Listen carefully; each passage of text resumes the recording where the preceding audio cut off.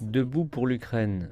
C'est un message que l'on entend quasiment partout en Europe. Face au conflit russo-ukrainien en cours, l'Union européenne veut lever davantage de fonds pour aider aux efforts humanitaires en Ukraine, de même que les États voisins en subissant les retombées.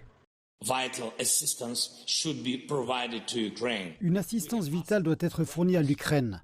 Nous avons demandé des armes, nous avons demandé une assistance financière, nous avons demandé de l'aide pour les migrants ukrainiens, pour ces 10 millions de personnes contraintes par la Russie de quitter leur foyer.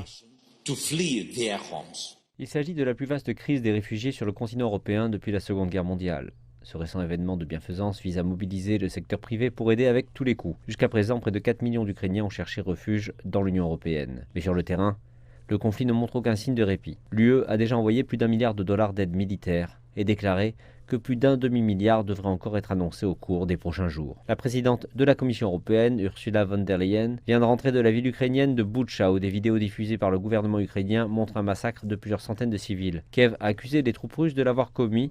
Ceci n'a pas été confirmé par des tierces sources. Moscou a déclaré que les images étaient des fausses, mais le drame de Boutcha fait semblant de contribuer à l'accélération de la candidature de Kiev à une adhésion au bloc. Nous demeurons prêts 24 heures sur 24, 7 jours par semaine pour vous aider à remplir ce questionnaire. Nous nous connaissons beaucoup l'un l'autre parce que nous avons travaillé ensemble si intensément au cours des dernières années. Donc ce ne sera pas comme d'habitude une question d'années pour se forger cette opinion. Mais je pense que c'est une question de semaines si nous travaillons en étroite collaboration. Si l'Ukraine s'active à rejoindre l'Union européenne, son conflit avec la Russie prendra une toute nouvelle dimension. À présent, le message de Bruxelles est l'un de ses plus fervents soutiens, tant avec des armes que de l'assistance.